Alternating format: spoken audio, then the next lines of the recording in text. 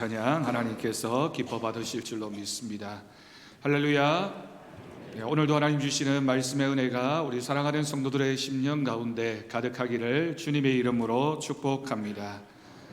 제가 예전에 신학대학교에서 학부 학생들을 가르치면서 과제로 낸 책이 있습니다. 피라니아 이야기라고 하는 책인데 아마 여러분 마시멜로 이야기라고 하는 책을 보신 분들도 계실 겁니다. 그 책을 쓴 분이 두 번째로 쓴 책의 이름이 피라니아 이야기라고 하는 책이었습니다. 그 책의 내용 중에는 가장 중점적으로 피라니아라고 하는 브라질 아마존이라고 하는 강에서 서식하고 있는 물고기에 대해서 여러 가지 특징들을 기록하고 있습니다. 사진으로 보여드리겠습니다. 우리나라에도 이 외래종이 한때 들어왔다라는 소식이 알려지면서 식인 물고기로 알려진 물고기이기 때문에 많은 사람들이 걱정을 하고 우리나라에도 이런 흉폭한 물고기가 서식하게 되면 위험해서 어떡하나라는 생각들을 많이 했습니다. 그럴 수밖에 없는 것이 많은 분들이 언론을 통해서 또는 뉴스를 통해서 이 피라니아라고 하는 이름을 가진 물고기의 치명적인 위험에 대한 이야기를 많이 들었기 때문입니다. 물속에 손을 넣기만 해도 짐승이든지 사람이든지 이 물고기들이 확 달려들어서 뼈만 남기고 다 뜯어먹는다라는 그런 특징으로 알려진 물고기가 바로 이 물고기입니다. 그런데 실제로는 이 물고기가 그렇게 위험한 물고기가 아니라고 합니다. 피라니아 때문에 죽었다라는 이야기도 있고 피라니아 때문에 사람이 물렸다 또는 짐승이 죽었다라는 이야기를 듣게 되지만 실제로는 그런 일이 굉장히 드문 일이라고 합니다. 배고플 때나 시시때때로 일어나는 일이 아니라 자신이 공격을 당했거나 또는 낚시하는 사람에 의해서 잡히게 되었을 때 사람을 물기는 하지만 의도적으로 또는 먹기 위해서 사람이나 짐승을 공격하는 일은 없다라고 합니다. 그런데도 우리는 이 피라니아를 떠올리게 되면 막연한 두려움, 물고기를 보면서 나도 죽으면 어떡하나 그런 생각으로 이 물고기를 바라보게 되는 것이죠. 이 책에서는 우리의 삶에 존재하고 있는 피라니아와 같은 두려움에 대한 이야기들을 기록하고 있습니다.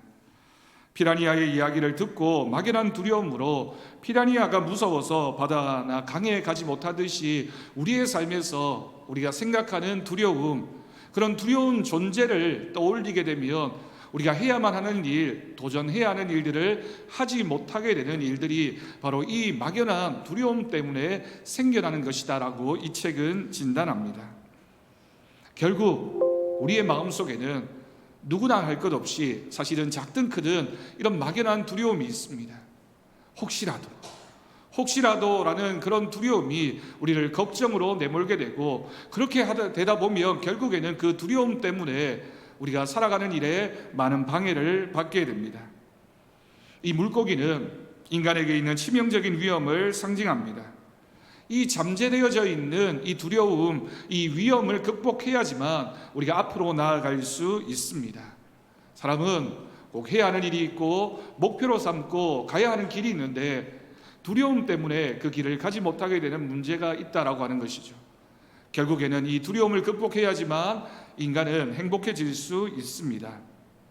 그러면서 이 책의 저자는 이 책에서 7가지 우리를 방해하는 또 우리에게 막연하게 존재하고 있는 두려움에 대해서 얘기하고 있는데 그 중에 몇 가지를 여러분들과 함께 나누려고 합니다. 첫 번째는 우리의 마음속에 있는 고정관념입니다.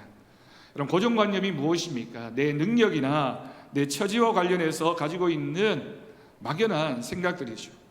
이 고정관념을 버려야 일상생활에서 우리가 많은 것들을 얻을 수가 있습니다. 고정관념을 버려야 창의적인 활동들을 할 수 있다고 하고 대부분의 사람들은 자신을 바라보면서 또 환경을 바라보면서 또 누군가를 바라보면서 고정되어져 있는 생각 때문에 뭔가를 하지 않으려고 하는, 도전하지 않으려고 하는 그런 마음들이 첫 번째 우리의 마음속에 있는 피라니아입니다. 두 번째는 모험심 부족입니다. 현실에 안주하는 사람들이 많이 있습니다. 지금 있는 이 모습 그대로가 좋다고 생각하는 것이 바로 현실 안주입니다. 그렇게 되면 결국에는 침체할 수밖에 없습니다. 무슨 일이든지 일단은 실패할 것을 두려워하지 않고 시작해야지만 그 일의 목적지를 향해서 갈 수 있는데 시작조차 하지 않는 것은 우리에게 이와 같은 모험심이 없기 때문입니다. 세 번째는 목표의식의 결여입니다. 안타깝게도 많은 사람들이 뚜렷한 목적 없이, 목표의식 없이 살아가고 있습니다. 특히나 요즘 젊은 친구들이 자신의 삶의 목적이 뭐냐, 꿈이 뭐냐, 뭘 하기를 원하느냐라고 물으면 막연하게 내가 뭘 원하는지, 내 꿈이 무엇인지 생각하지 못하는 경우가 있습니다. 우연과 상황에 따라 좌우되는 삶은 목표의식이 없으면 그렇게 살 수밖에 없는 것이죠. 많은 사람들이 그렇게 시간만 허비하고 내가 뭘 해야 되는지를 모른 채 살아가다 보면 결국에는 우리의 삶에 큰 성과를 이룰 수가 없습니다. 사람에게 있어서 꿈이 있다는 것, 소망이 있다는 것이 중요한데 그 꿈과 소망이 없는 삶을 어떻게 바람직한 삶이라고 할 수 있겠습니까? 네 번째로는 부정적인 감수성입니다. 우리 인간이 긍정적으로 무엇인가를 바라보고 또한 되어질 것이라는 소망을 품고 그 일에 임하면 할 수 있을 가능성이 높아지지만 부정적으로 생각하고 시도하지 않고 안 될 것이라고 지레 생각하다 보면 결국에는 그 일을 성취할 수가 없게 됩니다. 부정적으로 생각하면 부정적인 결과밖에 나타날 수 없습니다. 여러분, 위의 대부분의 내용들이 아직 우리가 해보지도 않은 일, 실패할 것이 두려워서 시도조차 하지 않는 그 모습에 대해서 지적하고 있는 것입니다. 막연한 두려움이 있으니까, 안 될 것이라고 예상하니까 그 일 자체를 하지 않을 때 생겨나는 결과입니다. 연초가 되면 많은 사람들이 사주나 팔자를 보러 다니기도 하고 한 해의 운세를 알아보기 위해서 신령한 사람을 찾기도 하고 점을 봐주는 사람들을 찾습니다. 이런 사람들의 공통점이 무엇인지 아십니까? 내 안에 있는 막연한 두려움 또는 어떤 두려운 대상에 대해서 내 힘으로 극복할 수 없다고 생각하고 뭔가를 의지해야지만, 또는 좋은 이야기를 들으면 누군가 나에게 이렇다라고 얘기해 주면 그것이 내 삶을 결정하게 된다라고 생각하는 것입니다. 여러분의 두려움은 무엇입니까? 여러분, 우리가 내면이 연약하다라고 하는 것은 우리가 뭔가를 할 수 없다라는 뜻이 아니라 우리가 무엇인가를 바라보면서 실체가 없는, 아직 일어나지 않은 일들에 대해서 우리가 그 마음에 포기하는 마음을 갖는 것이죠. 대부분의 사람들은 사실 이런 두려움을 가지고 있습니다. 해보고 실패한 일보다 하지 않아서 실패한 일들이 더 많은 것이 우리들의 솔직한 모습입니다. 그런데 하나님의 말씀인 성경은 그것을 극복하는 것이 믿음이다라고 가르쳐 줍니다. 여러분, 믿음이 무엇입니까? 주님의 일을 한다는 것은 두려워하는 마음이 아니라 주님의 말씀에 순종하는 것입니다. 내 예상과 내 경험과 내 생각이 아니라 하나님께서 하시라고 하시니 그 일에 우리가 나아갈 때 하나님께서 그 일을 하게끔 만들어 주시는 것이 바로 믿음입니다. 오늘 말씀에는 그런 우리가 가질 수밖에 없는 두려움에 대해서, 그 두려움을 극복하고 믿음으로 자신의 사명을 감당했던 한 인물을 소개하고 있는데 그 사람이 바로 사도 바울입니다. 사도 바울은 어떻게 해서 이와 같이 성공적인 삶을 살 수 있었을까요? 첫 번째로 바울에게는 소명이 있었습니다. 본문 12절 말씀을 보면 바울이 고백합니다. 내가 그리스도 예수께 잡힌 바 된 그것을 잡으려고 달려간다라고 고백을 했습니다. 여러분, 이 말씀 가운데 잡힌 바 된 그것이 바로 소명입니다. 하나님이 왜 나를 불러주셨느냐, 하나님께서 나를 붙잡은 데는 목적이 있다라고 하는 것인데 그것을 소명이라고 할 수 있습니다. 예수님께로부터 부름받은 그 부름의 목적입니다. 이 지구상에 많은 사람들이 있는데 그 많은 사람들 가운데 나를 택하신 목적, 하나님께서 나를 택하셔서 이루고자 하시는 뜻이 바로 소명입니다.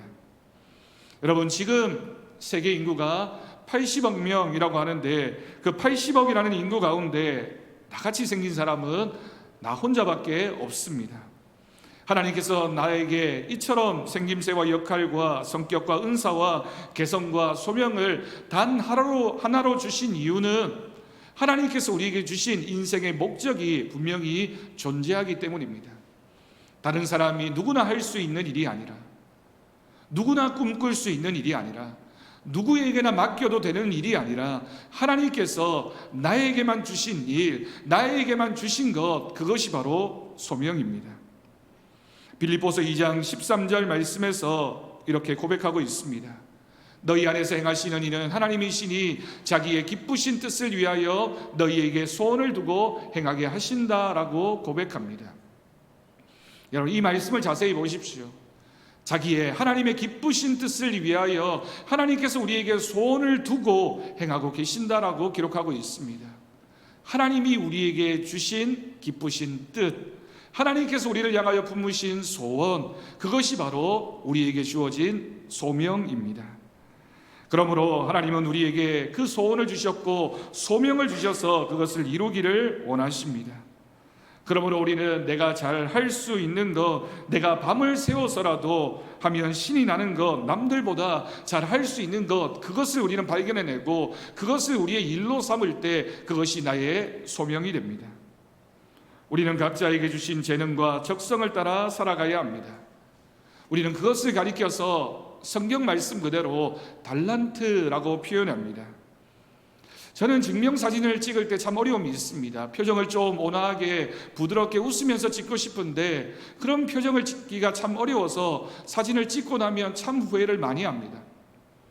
그런데 영화배우나 탤런트들을 보면 얼마나 그렇게 많은 사람들 앞에서 자연스럽게 연기하고 자연스러운 모습으로 보여지는지 모릅니다. 그래서 여러분, 우리가 그런 사람들을 가리켜서 탤런트라고 부릅니다. 각자에게 주신 은사가 있고 각자에게 주신 특징이 있고 잘 할 수 있는 일이 있다라고 하는 뜻입니다.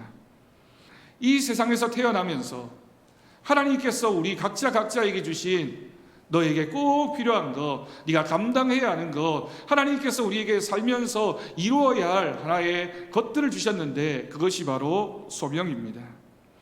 그러니 여러분, 우리가 하는 일들, 특별히 우리의 직업 또는 우리의 가정이나 회사나 우리가 만나는 사람들과의 관계성에서나 나만이 할 수 있다라고 생각하는 그것이 바로 하나님이 우리에게 주신 것이다라는 믿음을 가지고 감당해 나갈 때 하나님께서 주시는 은혜가 우리 가운데 넘쳐나게 될 것을 믿습니다. 여러분, 우리가 직업을 생각해 보면 돈을 벌기 위한 목적이라고 생각할 수도 있습니다. 하지만 그리스도인들에게 있어서의 직업은 단순히 생계 유지만을 위한 것이 아닙니다.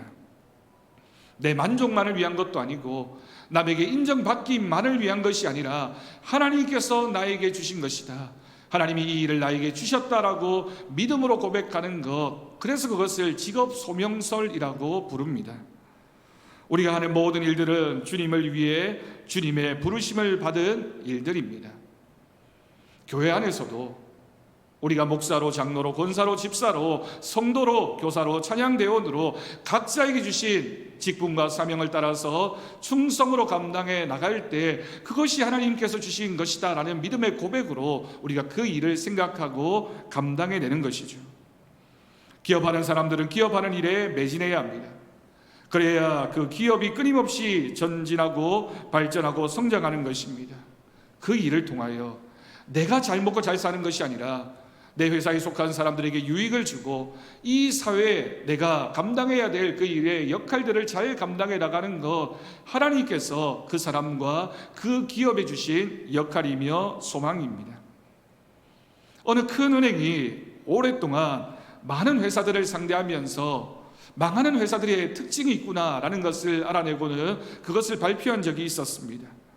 망해가는 회사를 잘 살펴보니까 화장실이 더럽고 사무실이 지저분하고 공장 내부가 전부 다 자꾸만 지저분해지고 직원들이 불친절하고 회의가 작고 길며 상하이 위계질서가 없는 특징들이 있더라라고 하는 겁니다.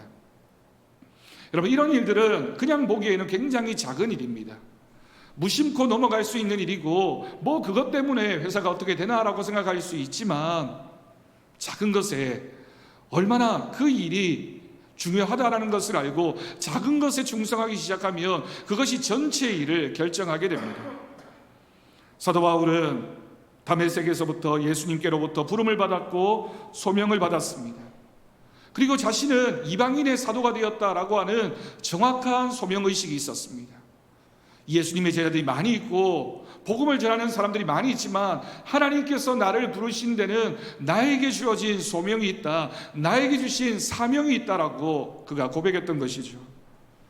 그때부터 바울은 주님께로부터 붙잡힘 때문에 이방 땅으로 임금들 앞으로 박해자들 앞으로 끊임없이 나아갔습니다.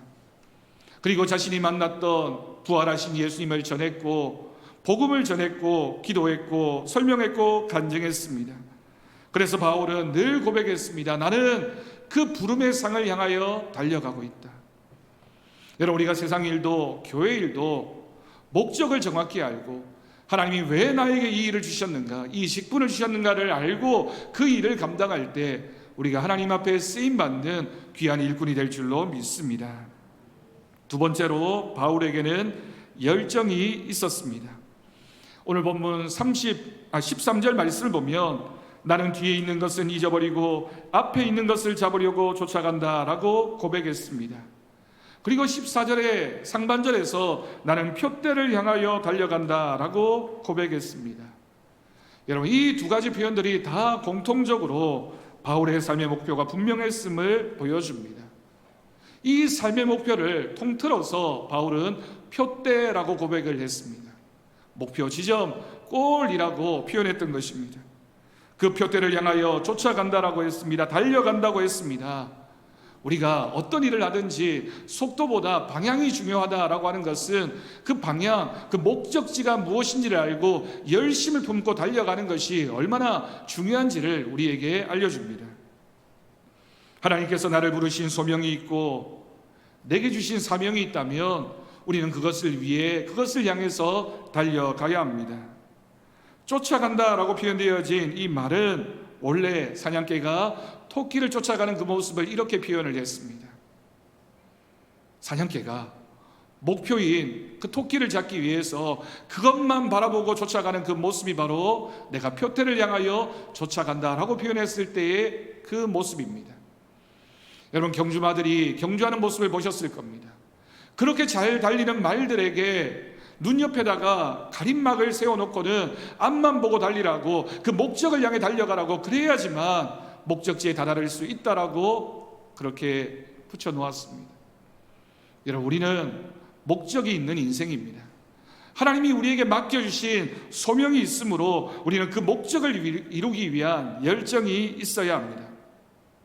아무리 좋은 목표를 세웠다 해도 열정이 없다면 그 일을 성공할 수가 없습니다. 그러니 우리가 성공하는 인생을 살려면, 주님이 우리에게 주신 소명을 이루는 삶을 살려면 하나님 앞에서 우리가 열정을 가지고 그 일을 감당해 가야 할 줄로 믿습니다. 소원하고 노력하고 희생적인 값을 지불하면 하나님께서도 응답하십니다. 그래서 예수님께서도 구하고 찾고 두드리라, 그리하면 좋은 것을 주겠다라고 말씀하셨던 것이죠.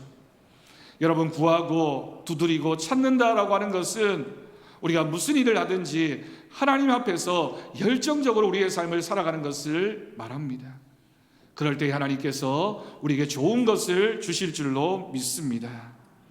우리나라 골프 선수 중에 신지혜라고 하는 선수가 있었습니다. 한때는 세계 랭킹 1위까지 올랐던 그런 훌륭한 선수인데, 이 신지혜 선수의 아버지가 목사님이셨습니다. 그런데 어린 시절 교통사고로 어머니가 세상을 떠나는 큰 어려움을 겪게 됩니다. 그때 어린 신지혜가 자신의 삶의 목표를 3가지로 일기장에다가 적었습니다. 첫 번째로, 나는 동생들에게 엄마 역할을 할 것이다. 두 번째로, 나는 세계적인 골프 선수가 될 것이다. 세 번째로, 영어를 하루 2시간씩 공부하여 세계적인 선수가 되었을 때 나는 영어로 인터뷰를 할 것이다 라고 적었습니다. 그냥 막연하게 내가 훌륭한 선수가 될 것이다 라가 아니라, 내가 골프 선수가 될 것이며 세계적인 선수가 되어서 영어로 인터뷰하기 위해서 내가 영어 공부를 열심히 하겠다라고 하는 목표를 세웠던 것입니다. 아버지 신재선 목사님의 인터뷰에 이런 내용이 나옵니다. 지금 지혜의 키는 155cm로 매우 단신이다. 하지만 지혜가 골프를 처음 시작할 때는 153cm로 자기 학급에서 두 번째로 키 큰 아이였다. 내가 체력 훈련을 너무 강하게 시켜서인지 키가 크지 않았다라며 딸에게 미안한 감정을 표현한 인터뷰가 있었습니다. 그러면서 그 신문의 내용을 보면 자신이 세운 그 목표를 이루기 위해서 얼마나 이 어린 친구가 최선을 다해서 열정적으로 그 일을 감당했는지를 소개하고 있습니다. 운동을 하면서 동생들을 잘 돌보는 그런 역할을 감당했고, 그 어려운 운동을 하면서도 하루에 영어 공부를 열심히 해서 인터뷰를 잘 할 수 있는 선수로 미리부터 준비를 했던 것입니다. 여러분, 우리가 세상적인 일을 이루기 위해서도 목표를 세우고 그 목표를 달성하기 위해서 열정적으로 그 일에 매진하는 것처럼, 하나님이 우리에게 주신 소명이 있다면, 하나님이 우리에게 주신 직분이 있다면, 여러분, 우리가 그 일에 열정을 가져야 하는 것은 너무나 당연한 모습이라고 할 수 있습니다. 그래서 세상적인 삶에도, 신앙의 길에도 달리기가 꼭 필요합니다. 이 달리기는 다름질은 인생을 열정적으로 사는 것을 의미합니다. 여러분, 세상에서 열심히 사는 것만큼 신앙생활에도 열심을 다하셔야 됩니다. 여러분의 인생은 지금 다름질 중입니까? 여러분, 정말 최선을 다해서 달려가고 있습니까? 내 인생의 목적을 향해서 열심히 달려가고 있는 것만큼 하나님이 우리에게 영적으로 주신 목적, 그 영적인 목표를 향해서도 우리가 정말 최선을 다해서 열정을 다해서 달려가고 있습니까? 사탄은 끊임없이 우리에게 현실에 안주하라고 유혹합니다. 그래서 성경을 읽는 것도 다음에 하라고 합니다. 봉사를 하는 것도 다음에 하라고 하고, 전도하는 것도 차차 하라고 합니다. 그리고 적당히 믿으라고 우리를 유혹합니다. 네, 여러분, 신앙에는 타협이 있을 수가 없습니다. 하나님이 우리에게 주신 소명이고 그것이 우리의 인생의 목적인데 우리가 어떻게 적당히 그 일을 할 수 있습니까? 로마서 12장 11절 말씀을 보면 분명히 우리에게 말씀합니다. 부지런하여 게으르지 말고 열심을 품고 주를 섬기라. 아멘. 여러분, 주를 섬기는 일에 어떻게 해야 된다고요? 열심을 품고 주를 섬기라. 주를 섬기는 것을 대충 하지 말고 다른 일보다 뒤로 내팽개쳐 두지 말고 열심을 품고 주님의 일을 감당하라고 우리에게 분명히 말씀하셨습니다. 그렇게 열심으로 열정적으로 주님의 일을 감당해 나가는 우리 모두가 될 수 있기를 바랍니다. 마지막으로 사도 바울은 상급을 바라보았습니다. 본문 14절 말씀을 보면 나는 하나님이 위에서 부르신 부르심의 상을 위하여 달려가노라 라고 고백을 했습니다. 여러분, 여기에서 상이라고 표현되어진 이 표현이 다른 본문에서는 기업이라고도 표현되어지기도 하고, 영어 성경에는 트로피라고 그렇게 번역을 했습니다.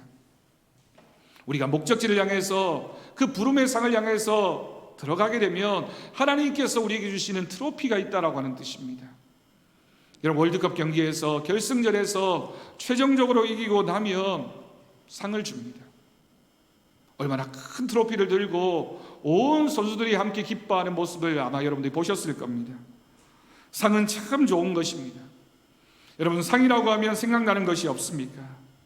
어린 시절 우리가 운동회 때 연필 한 자루 노트 한 권 받으려고 얼마나 열심히 달리기를 했습니까? 한 해를 마치고 성적에 따라 상을 받을 때 우등생 받는 학생들을 보면서 얼마나 부러워했습니까? 카타르에서 월드컵이 열리고 있습니다. 대회에서 선수들이 얼마나 열심히 공 하나를 두고 그 많은 선수들이 달려다니고 있는지 모릅니다. 우리나라에서도 16강에 오르기만 하면 1억을 준다고 했는데 이번에 그 목표를 이루었으니 선수들이 다 그런 상을 받게 될 겁니다. 좋은 경기를 하면 그에 따른 보상이 있기 마련입니다. 훌륭한 경기를 하고 나니까 다른 여러 팀에서 스카우트 제의가 들어오고 또 내가 알려지게 되고 그러면 주어지는 그 상이 있습니다. 그러니 모든 운동선수들이 제각각 땀을 흘리고 고생을 하면서 열심히 경기를 준비하는 것입니다. 그런데 여러분, 신앙도 마찬가지입니다. 하나님이 우리에게 주신 각자의 소명이 있고 직분이 있는데, 우리가 가야 할 그 목적지가 있는데 우리가 열심을 품고 그곳을 향해서 달려가서 그곳에 이르게 되면 하나님께서 우리를 위하여 예비하신 상이 있습니다. 신앙인들이 열심히 말씀대로 살려고 하고 믿음의 길을 걷는 이유도 하나님께서 우리에게 예비하신 상이 있기 때문입니다. 이 상 때문에 우리는 오늘의 고난도 마다하지 않습니다. 사도 바울도 그 상을 받기 위하여 매일같이 분주한 삶을 살았습니다. 자신의 삶을 하나님께 드렸습니다. 고난을 받고 매를 맞고 옥에 갇히기도 하고 핍박을 받고 조롱을 당하면서도 나는 목적지에 다다르게 되면 하나님께서 나에게 주신 상이 있을 것이다 라고 하는 것이 바울의 신념이었고 그의 믿음이었습니다. 그러면서 그는 의미심장한 말로 그 상을 이렇게 고백합니다. 내가 선한 싸움을 싸우고 달려갈 길을 다 가고 믿음을 지켰으니 이제는 이후로는 나를 위하여 의의 면류관이 예비되어져 있을 것이다. 의의 면류관이 나에게 주어질 것이라고 사도 바울이 고백했던 것입니다. 여러분, 얼마나 자신이 있는 기대요 소망이며 만족스러운 고백입니까? 마치 42.19km의 그 긴 거리를 완주하고 그 목표 지점을 통과하면서 나에게 상이 있다라고 고백하고 있는 그 마라톤 그 선수의 고백처럼 내가 인생의 이 길을, 믿음의 길을 끝까지 달려갔으니 하나님께서 나에게 예비하신 의의 면류관, 그 면류관이 나에게 있을 것이라고 바울이 고백하고 있는 것이죠. 여러분, 무슨 일이나 성공으로 마치고 끝내는 일은 아름답습니다.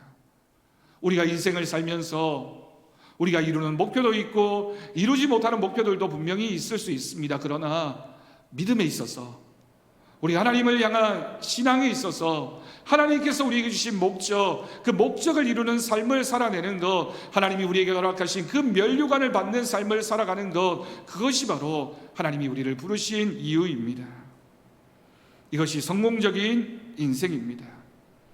나는 주님께로부터 부르심을 이루기 위하여 오늘도 달려간다. 그리고 나는 이렇게 달려가기 위해서 뒤에 있는 것, 즉 옛날의 기억이나 소중히 여겼던 것들을 모두 잊어버리고 오직 내 앞에 있는 하나님이 주신 그 소명을 이루기 위해서 오늘도 달려간다라고 고백했던 그 바울의 고백, 이 자리에 함께한 우리 모두의 고백이 되어지기를 간절히 바랍니다. 여러분, 한 해가 저물어 가고 있습니다. 인생이 여러분 이렇게 우리에게 찾아옵니다. 봄이 있으면 여름이 있고 가을을 지나서 겨울이 우리 인생 가운데 반드시 찾아오게 되어져 있습니다. 우리의 인생은 하나님이 주시는 시간까지입니다. 우리가 끝을 알 수 없는 인생을 살고 있기 때문에 오늘이 우리가 달려가야 할 길의 마지막이 될 수도 있기 때문에 우리는 오늘을 사는 인생입니다. 충성해야 됩니다. 열정을 가지고 주님의 일을 감당해야 합니다. 믿음은 경주입니다.